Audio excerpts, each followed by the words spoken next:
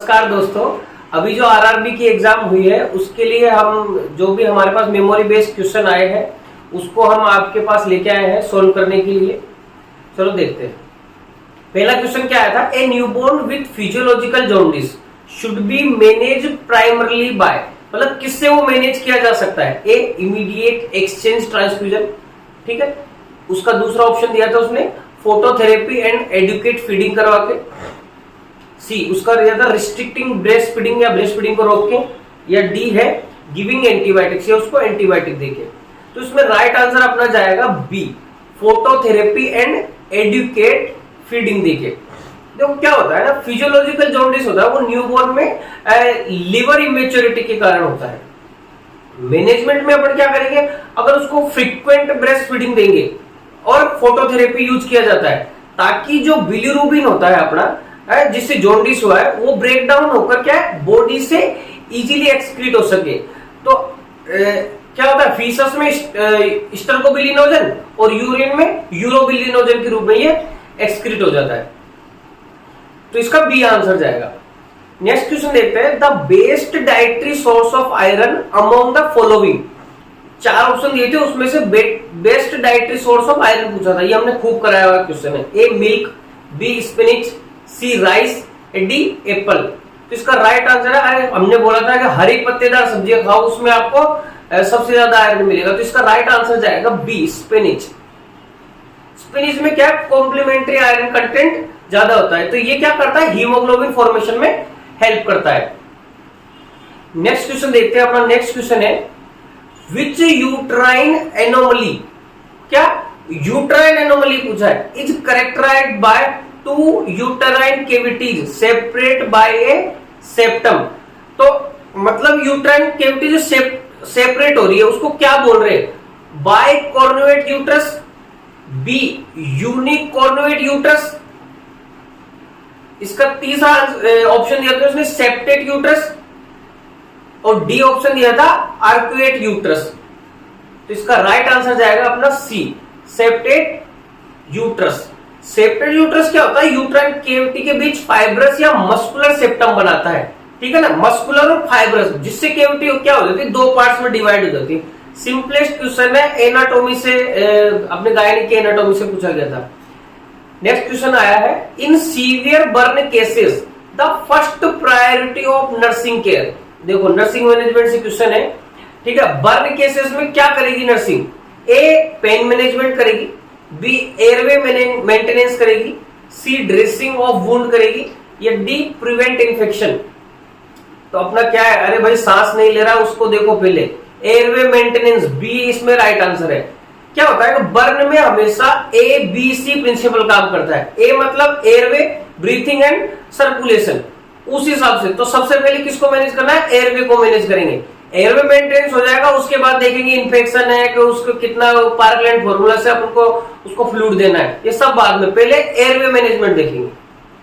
Next question है, विच programme is associated with improving nutritional status of school children in India. कौन सा programme है जो न्यूट्रिशनल स्टेटस को मेंटेन करता है इन इंडिया के अंदर, A ICDS, B mid day meal program, C RMNCH plus A, या डी UIP। कौन सा करता है, मिड डे मील प्रोग्राम। अरे नहीं जाते कि स्कूलों में, सरकारी स्कूलों में बच्चे खाने के लिए जा रहे हैं, मिड डे मील में जा रहे हैं। मिड डे मील में क्या है, मिड डे मील प्रोग्राम ये क्या है, गवर्नमेंट स्कीम है जो स्कूल चिल्ड्रंस को क्या करती है, फ्री कुक्ड मील देकर न्यूट्रिशन को इंप्रूव करती है। ये क्या है, फ्री ऑफ कॉस्ट सर्विस है, ये अपने गवर्नमेंट स्कूलों में मिड डे मील प्रोग्राम चलाया गया है। UIP है, यूनिवर्सल इम्यूनाइजेशन प्रोग्राम है वो तो, ठीक है। नेक्स्ट देखते हैं, correct attachment during breast feeding includes. बच्चे का करेक्ट अटैचमेंट पूछा गया ब्रेस्ट फीडिंग के दौरान कैसा होता है, कौन सा होता है। पहला A baby mouth covers only nipple, ठीक है। B baby's mouth covers nipple and most of areola, C baby chin away from breast, या D baby's lips turn inward.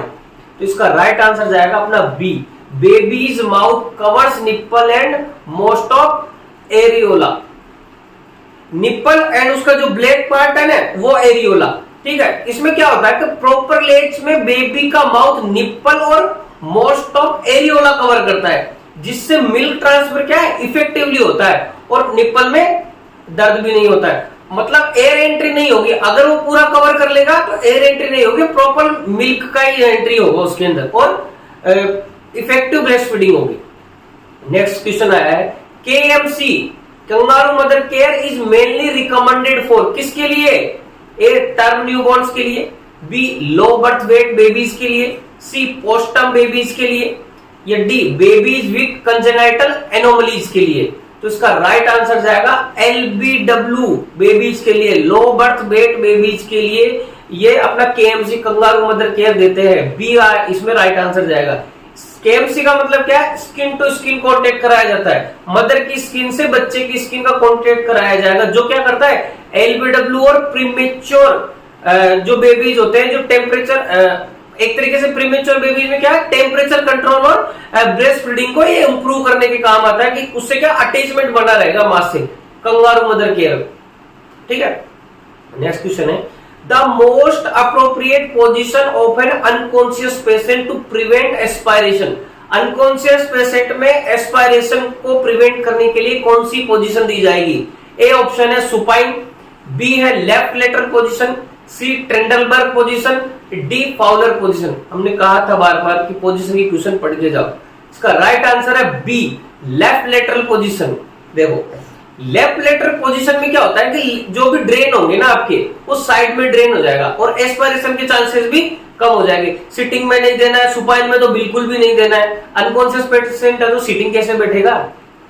ठीक है, नेक्स्ट क्वेश्चन है, ए baby born to a diabetic mother is at high risk of. अगर कोई बच्ची diabetic mother से आई है, पैदा हुई है, तो उसमें क्या रिस्क रहेगा? ए हाइपरग्लाइसीमिया, बी हाइपोग्लाइसीमिया, सी हाइपरनेट्रीमिया, या डी हाइपोकैल्सीमिया। तो इसका राइट आंसर है अपना बी हाइपोग्लाइसीमिया। तो क्या होता है मेटरनल हाइपोग्लाइसीमिया के कारण फीटस में इंसुलिन लेवल हाई हो जाता है, क्योंकि बेबी को क्या मदर को क्या है हाइपरग्लाइसीमिया, तो वो फीटस में क्या करेगा इंसुलिन का लेवल बढ़ा देगा। अब बर्थ के बाद क्या होगा नियोनेटल हाइपोग्लाइसीमिया डेवलप हो जाएगा, क्योंकि कट हो गया ना मदर से, तो वो मिल नहीं रहा है क्या शुगर और इंसुलिन बढ़ा हुआ पहले से, ये तो hypoglycaemia. Next question, the position recommended for a patient with lung collapse, atelectasis भी बोलते हैं उसको, उसमें कौन सी पोजीशन रिकमेंडेड है? A lying on affected side, B lying on unaffected side, C supine position, या डी नी चेस्ट पोजीशन। तो नी चेस्ट तो भूल ही जाओ, वो तो देना ही नहीं। तो राइट आंसर इसका B lying on unaffected side. Lung collapse है तो अनअफेक्टेड साइड पे ही पोजीशन देंगे।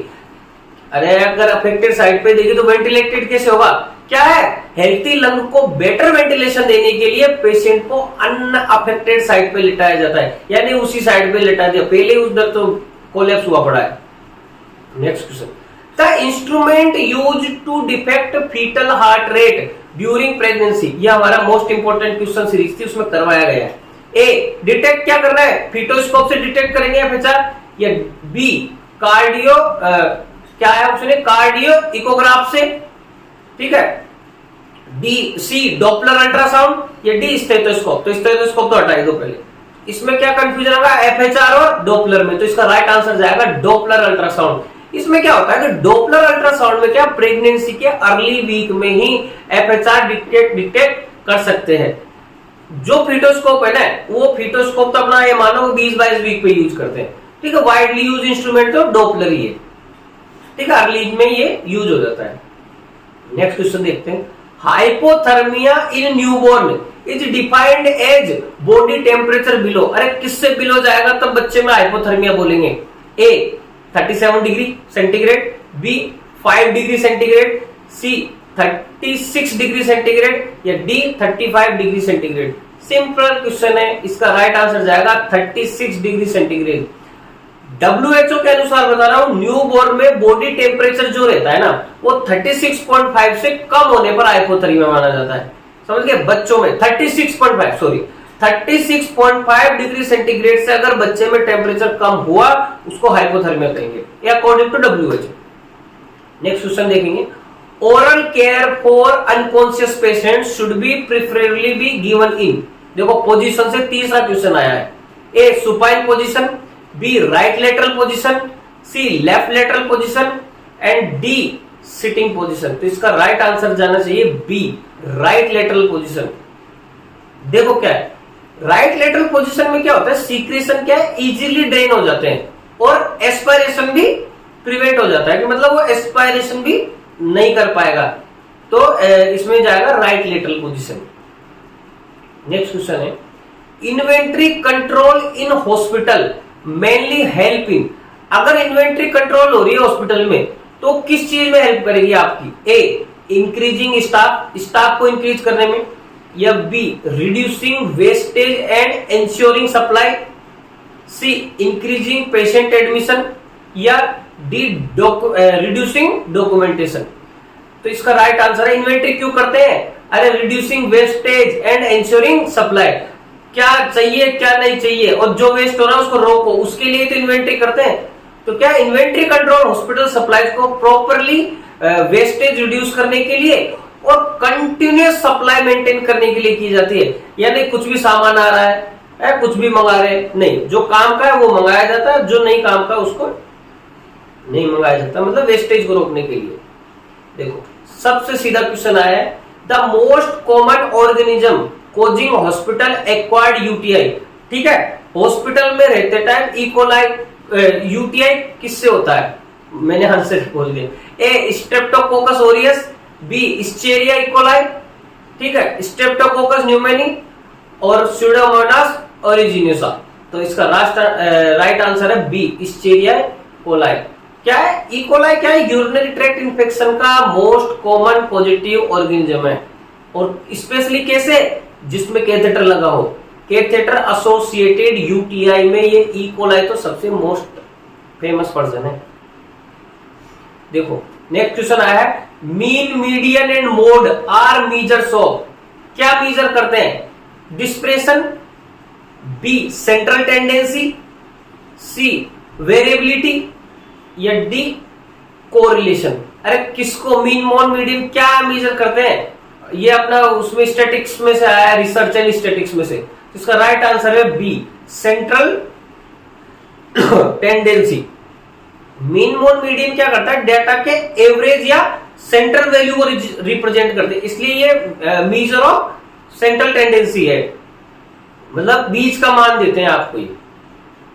नेक्स्ट क्वेश्चन देखते हैं, the joint between atlas and axis, atlas and axis, ठीक है ना, that allows head rotation is, कौन सा जॉइंट है वो? A hinge joint, B pivot joint, C ball and socket joint and D saddle joint. तो इसका राइट आंसर जाएगा अपना बी पाइवोट जॉइंट। देखो एटलस पकड़ा अपन ने C1, एक्सिस हो गया C2, ठीक है, ये पाइवोट जॉइंट में होता है जिसमें क्या हेड रोटेशन मूवमेंट, मतलब नो मूवमेंट पॉसिबल होता है। तो इसका राइट आंसर जाएगा पाइवोट जॉइंट। नेक्स्ट क्वेश्चन आया है, ग्लूटाल्डिहाइड is primarily use in hospital for, अरे ग्लूटाल्डिहाइड क्या काम आता है? हाइपो बोलते हैं ना, पर हाइपो क्या काम आता है? हैंड वॉशिंग में, B sterilization of instrument, C skin antiseptics में, या डी वुंड क्लीनिंग में। तो इसका राइट आंसर है स्टरलाइजेशन ऑफ इंस्ट्रूमेंट में। ग्लूटाल्डिहाइड क्या है? एक हाई लेवल का डिसइंफेक्टेंट है, ठीक है ना, अपने हॉस्पिटल्स में बहुत यूज होता है, जो एंडोस्कोप्स को हीट सेंसिटिव इंस्ट्रूमेंट को स्टरलाइज करने के लिए यूज किया जाता है। मोस्ट कॉमनली हॉस्पिटल्स में मिल जाएगा।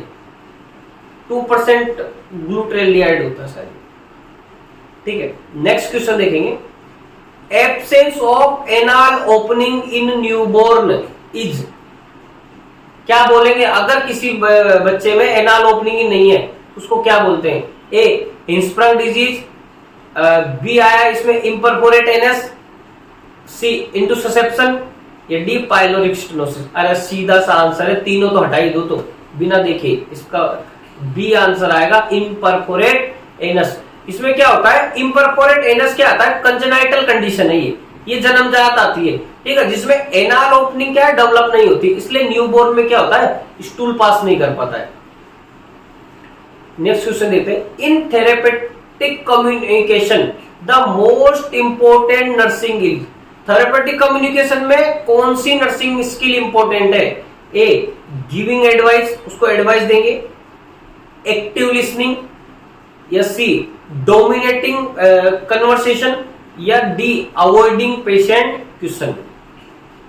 अरे क्या करेंगे अपन, उसको एक्टिवली लिसन करेंगे कि नहीं?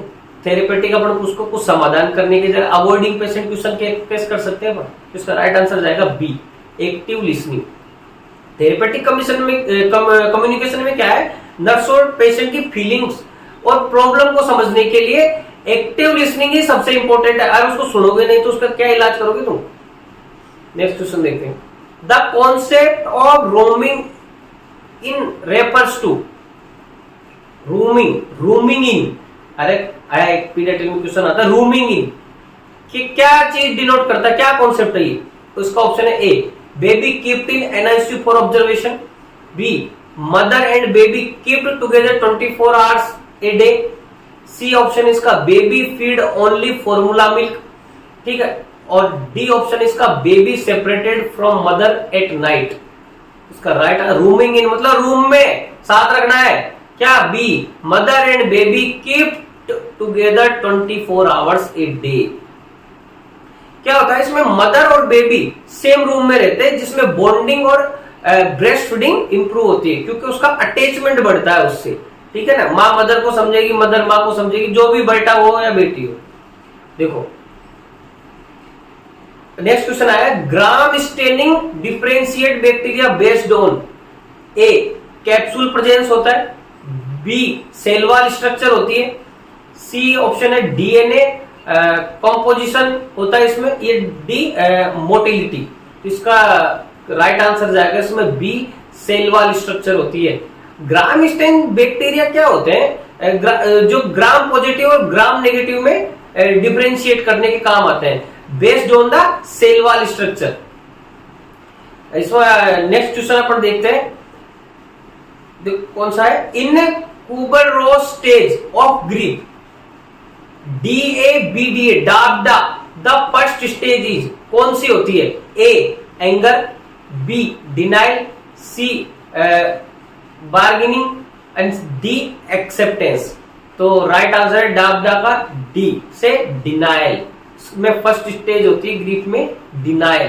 क्या ग्रीफ स्टेज है, इसका सीक्वेंस कैसा है? डाबडा दे रखा मतलब डिनाइल पहला, DA एंगर, फिर वो क्या करेगा, गुस्से में आ जाएगा, फिर वो सोचेगा नहीं यार मैं कुछ मोल भाव कर लेता, बार्गेनिंग करने लग जाएगा, फिर वो सोचेगा अब नहीं पढ़ रही पार, तो वो डिप्रेशन में चले जाएगा, और लास्ट में क्या कहता है, ओहो मेरे बाप बस ठीक है एक्सेप्ट कर लेता हूँ कुछ चीज। नेक्स्ट क्वेश्चन देखते हैं, a newborn of a mother with gestational diabetes mellitus GDM is most likely to develop, किसमें होती है? ए लो बर्थ वेट में, बी मैक्रोसोमिया में, सी माइक्रोसिफेली में, एंड डी है न्यूरल ट्यूब डिफेक्ट में। तो इसका राइट आंसर जाएगा बी मैक्रोसोमिया में। मैटरनल हाइपरग्लाइसीमिया क्या होता है, फीटस में एक्सेस इंसुलिन प्रोडक्शन करवाता है, जिससे क्या होता है एक्सेस ग्रोथ और मैक्रोसोमिया डेवलप हो जाता है, सिर बड़ा हो जाना, बॉडी एकदम से स्वेल हो जाना, मैक्रोसोमिया। नेक्स्ट क्वेश्चन है, डीपीटी वैक्सीन प्रोटेक्ट्स अगेंस्ट, किसके अगेंस्ट प्रोटेक्ट करती है? ए डिप्थीरिया पर्टुसिस टिटनेस, ये इम्यूनाइजेशन में करवाया हमने, B dengue polio tetanus, C diphtheria polio tuberculosis, या डी डेंगू पर्टुसिस या टाइफाइड। तो ऑब्वियसली राइट आंसर है इसका A DPT vaccine diphtheria pertussis tetanus के अगेंस्ट अपन को प्रोटेक्शन प्रोवाइड करवाता है। नेक्स्ट क्वेश्चन देखते हैं, after securing the airway in burn patient, airway को सिक्योर कर लिया इन बर्न पेशेंट में, द नेक्स्ट प्रायोरिटी इज, क्या नेक्स्ट प्रायोरिटी होगी? तो अपन को ऑप्शन के हिसाब से आंसर देना है इसके अंदर, ठीक है, ना कि ABC। देखो पहला ऑप्शन है pain control, B fluid resuscitation, C wound dressing, या डी एंटीबायोटिक्स। तो इसका राइट आंसर जाएगा फ्लूइड रिससिटेशन, मतलब उसको फ्लूइड की कमी नहीं होने देना है। बर्न पेशेंट में क्या है, सीवियर फ्लूइड लॉस होता है, ठीक है, क्या होता है शॉक रिस्क, अगर फ्लूइड लॉस होगा तो हाइपोवोल्यूमिक शॉक में चले जाएगा, इसलिए एयरवे सिक्योर करने के बाद IV रिससिटेशन नेक्स्ट प्रायोरिटी है, ठीक है। ये नहीं, अब ऑप्शन में अगर एबीसी आएगा तो एबीसी के अनुसार आंसर देंगे, ये नहीं कि अपन कुछ भी आंसर टिका रहे हैं, ठीक है, प्रायोरिटी के हिसाब से। नेक्स्ट क्वेश्चन है, which reflex normally disappear by 4 to 5 months of age. कौन सा रिफ्लेक्स डिसअपियर हो जाता है 4 से 5 महीने की एज पे? A Moro reflex, B Babinski reflex, C rooting reflex या ग्रेस्प रिफ्लेक्स। तो कौन सा हो जाता है? ए मोरो रिफ्लेक्स। ये क्या है? मोरो रिफ्लेक्स क्या हो जाता है? न्यूबॉर्न रिफ्लेक्स है जो नॉर्मली 4 से 5 मंथ की एज पे डिसअपियर हो जाता है।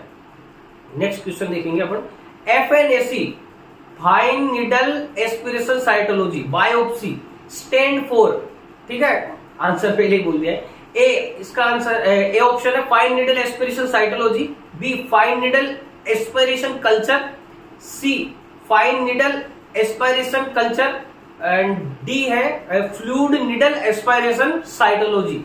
तो इसका राइट आंसर जाएगा फाइन नीडल एस्पिरेशन साइटोलॉजी। इसमें आंसर कौन सा? ए, ठीक है, वो शायद बी में फास्ट था, ए में आएगा फाइन नीडल एस्पिरेशन साइटोलॉजी। क्या है? FNAC डायग्नोस्टिक प्रोसीजर है जिसमें थिन नीडल से क्या हो जाता है, सेल एस्पायरेट करके माइक्रोस्कोपिक एग्जामिनेशन करते हैं। बायोप्सी है, बायोप्सी किसमें? जिंदा पेशेंट में होती है, और एक होती है ऑटोप्सी। ऑटोप्सी किसकी करते हैं? मरे हुए पेशेंट की करते हैं। ये दोनों में भी कंफ्यूजन होता है, तो ध्यान रखिए। नेक्स्ट क्वेश्चन है, average energy provided by breast milk is approximately कितना? 45 किलो कैलोरी 100 ml में, 67 किलो कैलोरी 100 ml में, 80 किलो कैलोरी इन 100 ml या 100 किलो कैलोरी इन 100 ml। तो इसका राइट आंसर जाएगा अपना B 67 kilo calorie in 100 ml। Breast milk क्या है? एवरेज 67 किलो कैलोरी 100 ml में एनर्जी प्रोवाइड कराता है, जो क्या अपने इन्फेंट नियोनेट एंड न्यूबॉर्न के लिए ग्रोथ के लिए ये सफिशिएंट है। नेक्स्ट क्वेश्चन देखेंगे, iron content in mature breast milk approximately कितना होता है iron content in breast milk में? ए 0.2 से 0.3 मिलीग्राम प्रति लीटर, 1 से 2 मिलीग्राम प्रति लीटर, या 5 मिलीग्राम प्रति लीटर, या 10 मिलीग्राम प्रति लीटर। तो इसका राइट आंसर है 0.2 से 0.3 मिलीग्राम प्रति लीटर। एक तो ध्यान रखो, मिल्क में आयरन सबसे कम में होता है, ठीक है। ब्रेस्ट मिल्क में क्या होता है? आयरन क्वांटिटी कम होती है, लेकिन क्या होता है, बायो अवेलेबिलिटी बहुत हाई होती है। तो कितना मतलब डाइजेस्टिबिलिटी, एक तरीके से अपन इसको बोल सकते हैं, डाइजेशन अच्छे से हो जाएगा। Next question, the first step in vitro fertilisation, ठीक है, क्या है first step? A fertilisation in laboratory, B embryo transfer, या सी ओवेरियन स्टिमुलेशन, या डी oocyte रिट्राइवल। तो इसका राइट आंसर है ओवेरियन स्टिमुलेशन। देखो क्या होता है कि IVF प्रोसेस में क्या होता है, फर्स्ट स्टेप है ओवेरियन स्टिमुलेशन होता है, जिसमें मल्टीपल, अरे ओवरी को अपन स्टिमुलेट करेंगे तो क्या होगा, मल्टीपल एग्स प्रोड्यूस कर सकेगी वो, ठीक है ना। पहले स्टिमुलेट करके एक तो निकालो, ठीक है। नेक्स्ट क्वेश्चन है, persistence of Moro reflex at 6 month suggest, क्या सजेस्ट करता है ये? ए नॉर्मल न्यूरोलॉजिकल डेवलपमेंट है, बी न्यूरोलॉजिकल एबनॉर्मलिटी है, या सी नॉर्मल इन्फेंट रिफ्लेक्स है, या डी विटामिन डिफिशियंसी है। तो इसका राइट आंसर अपना जाएगा B neurological abnormality. Moro reflex अभी हमने पिछले क्वेश्चन में ही बात की, 4 से 5 मंथ की एज पे डिसअपियर हो जाता है। 6 मंथ के बाद अगर वो परसिस्टेंट है, वो बना हुआ है, तो न्यूरोलॉजिकल प्रॉब्लम को इंडिकेट करता है। मतलब मोरो रिफ्लेक्स अपना 4 से 5 मंथ पे खत्म हो जाना चाहिए। नेक्स्ट क्वेश्चन अपन देखेंगे, साइंस ऑफ हाइपोवोल्यूमिया इंक्लूड, हाइपोवोल्यूमिया अगर पेशेंट को हो गया तो क्या क्या साइन दिखेंगे? पहला hypertension and bradycardia, B hypotension and tachycardia या कोल्ड कामी स्किन, ये बी में ही है सारा, सी ब्रेडिकार्डिया एंड वार्म स्किन, या डी हाई बीपी एंड ट्रेकिकार्डिया। ये सीधा का सीधा क्वेश्चन उठ के आया है प्रीवियस ईयर क्वेश्चन में से, हमने कराया हुआ है। इसका राइट आंसर जाएगा बी, हाइपोटेंशन हाइपोवोल्यूमिया हो गया तो उसकी वजह से हार्ट बीट बढ़ेगी, ट्रेकिकार्डिया और कोल्ड कामी स्किन होगी। हाइपोवोल्यूमिया में क्या, ब्लड वॉल्यूम कम होगा जिससे बीपी लो और फास्ट पल्स हो जाएगी, और कोल्ड कामी स्किन कॉमन साइन। ये सेम क्वेश्चन हमने कराया है पिछले ईयर के पेपर्स में, एमसीक्यूज कराए थे उसमें। नेक्स्ट क्वेश्चन है, plasma protein mainly help to, किस में हेल्प करती है plasma protein? Increase blood glucose में, maintain oncotic pressure, C transport oxygen, या डी प्रोड्यूस एंटीबॉडीज ओनली। तो किस में हेल्प करेगी? एल्बुमिन, ग्लोबुलिन है, प्लाज्मा प्रोटीन। तो मेंटेन ऑनकोटिक प्रेशर में ऑनकोटिक प्रेशर मेंटेन करने का काम करती है। प्लाज्मा प्रोटीन स्पेशली एल्बुमिन क्या करती है? ब्लड वेसल में ऑनकोटिक प्रेशर को मेंटेन करके फ्लूइड बैलेंस का रेगुलेशन करने का काम करती है। सिंपल क्वेश्चन है। नेक्स्ट क्वेश्चन है, the joint between vertebral bodies. अरे वर्टिब्रल बॉडीज के बीच में जॉइंट है, उसको क्या बोलेंगे? फाइब्रस जॉइंट, ठीक है, या सेकेंडरी कार्टिलेजिनस जॉइंट सिम्फाइसिस, या बॉल एंड सॉकेट जॉइंट, या हिंग जॉइंट। तो इसका राइट आंसर है B, secondary cartilaginous joint symphysis. देखो इसमें क्या है, वर्टिब्रल बॉडीज के बीच में इंटरवर्टिब्रल डिस्क होते हैं, ठीक है ना, जो सिम्फाइसिस टाइप कार्टिलेज के जॉइंट बनाते हैं, ठीक है ना। इसमें समझाने के कुछ भी नहीं है, ये सीधे रट्टे वाले क्वेश्चन है, ठीक है। अब एक जीके का क्वेश्चन आया था, which river has the largest water volume in the world. कौन सी रिवर जो लार्जेस्ट वाटर वॉल्यूम रखती है? ए नील रिवर, बी अमेजोन रिवर, सी यंगटेज रिवर, और ए डी है मिसिसिपी रिवर। तो कौन सी इसका राइट आंसर है? अमेजोन। अरे सबसे बड़ी रिवर है अमेजोन रिवर, अमेजोन शॉपिंग वाला नहीं, अमेजोन रिवर। अमेजोन रिवर क्या है? दुनिया की लार्जेस्ट वाटर डिस्चार्ज रिवर है। इसमें क्या समझाएंगे, ठीक है, ये तो तुक्के वाले हैं, सही तो सही, नहीं तो नहीं। Next question, the longest river in the world कौन सी है? अमेजोन, नील, गंगा, और एक यंग, कौन सी है? यंगटेज। तो इसमें कौन सी आएगी? नील। नील रिवर लगभग क्या है? 6650 किलोमीटर लंबी है, और ये क्या है? ट्रेडिशनली वर्ल्ड की सबसे लॉन्गेस्ट रिवर मानी जाती है। नेक्स्ट क्वेश्चन देखेंगे, इन ए पेशेंट विद कोल्ड कामी skin and hypotension the priority nursing action क्या लेंगे अपन? उसको कोल्ड कामी स्किन है और हाइपोटेंशन है। देखो क्वेश्चन घुमा के आया वही। A give oxygen only, start IV fluid resuscitation, या गिव एंटीबायोटिक्स, या रिस्ट्रिक्ट फ्लूइड। क्या देंगे? अरे हाइपोटेंशन हो रहा है, उसको फ्लूइड रेसिस्टेशन देंगे ना, तो इसका राइट आंसर जाएगा B, start IV fluid. Hypotension और कोल्ड का में क्या है? शॉक साइन है, हाइपोवॉल्यूमिक शॉक के साइन है, इसलिए अपन उसमें क्या करते हैं? इमीडिएट आईवी फ्लूइड रिससिटेशन जरूरी है। नेक्स्ट क्वेश्चन देखेंगे, which of the following is an example of A visual add commonly used in health education. कौन सा विजुअल एड है जो कॉमनली हेल्थ एजुकेशन में अपन यूज करते हैं? ए लेक्चर, बी पोस्टर, सी डिस्कशन मेथड, या रोल प्ले करके। तो अपन कौन सा ज्यादा हेल्थ एजुकेशन के लिए लेते हैं? अपन नुक्कड़ नाटक वगैरह पे वो पोस्टर नहीं चिपका देते? पोस्टर क्या मतलब से सिखाते हैं अपन, देखो ऐसे हाथ धोना है, ऐसे ऐसे कचरे में BMW में डालने हैं, ऐसे, वो पोस्टर मेथड है। पोस्टर एक विजुअल टीचिंग एड है जो क्या हेल्थ एजुकेशन में इंफॉर्मेशन क्लियरली प्रेजेंट करता है, समझे।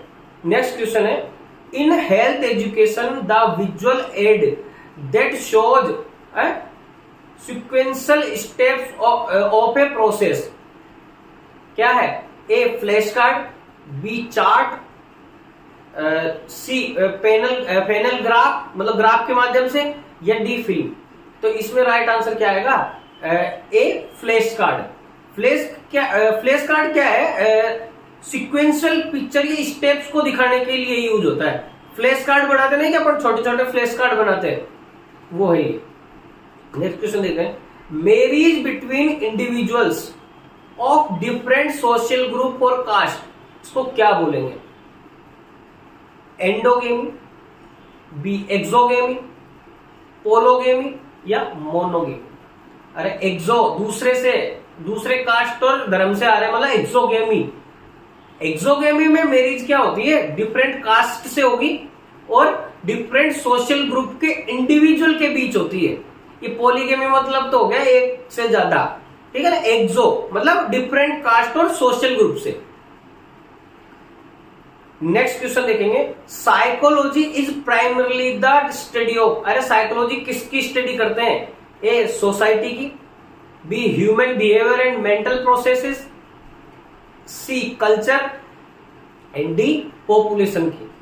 तो इसका तो ऑप्शन सीधे सीधे बोल रहा है कि मेरे को टिक कर दो, आंसर है B human behaviour and mental processes. Psychology क्या पढ़ती है? अपना ह्यूमन का बिहेवियर, नेचर कैसा है, मेंटल प्रोसेसेस कैसी है उसकी है, उसकी क्या करती है? साइंटिफिक स्टडी करती है।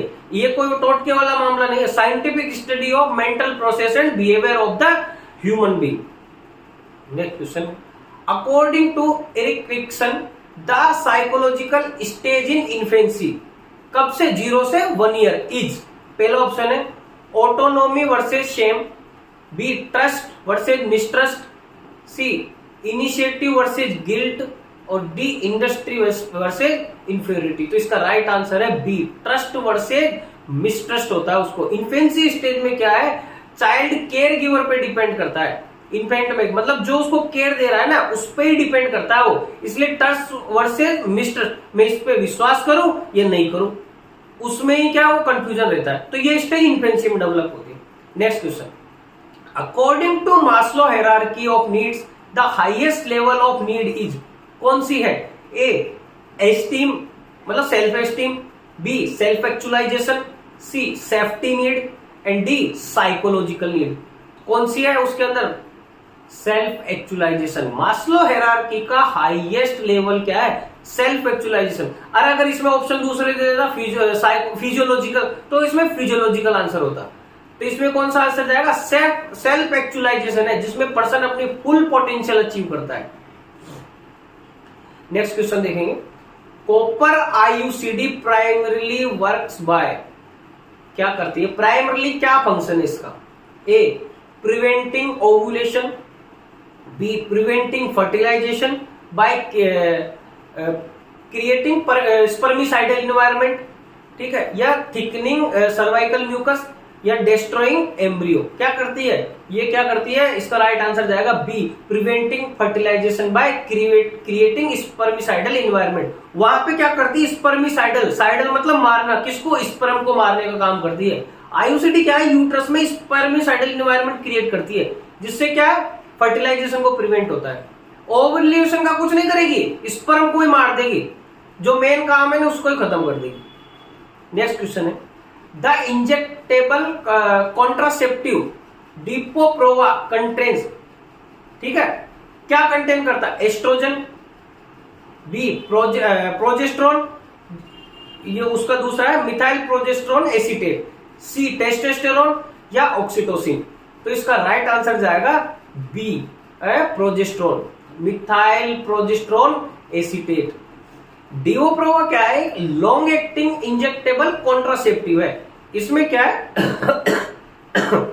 मिथाइल प्रोजेस्टेरोन एसीटेट प्रोजेस्टेरोन होता है इसके अंदर। ये शायद 3 मंथ तक या कुछ है इसका। नेक्स्ट क्वेश्चन देखेंगे, ए life threatening obstetric emergency caused by entry of amniotic fluid into maternal circulation, क्या है?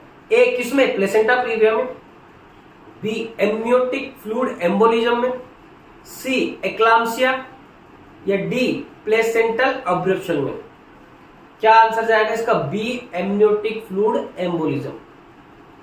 देखो क्या होता है, एमनियोटिक फ्लूइड क्या है? मैटरनल सर्कुलेशन में एंटर होने से क्या है? सीवियर रेस्पिरेटरी डिस्ट्रेस, शॉक और सडन कोलैप्स होने की संभावनाएं रहती है।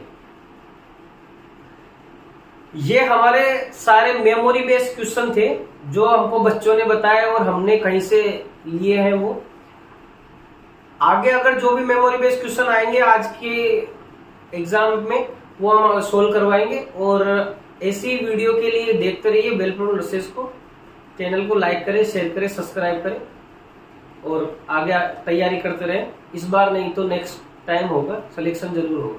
Thank you so much.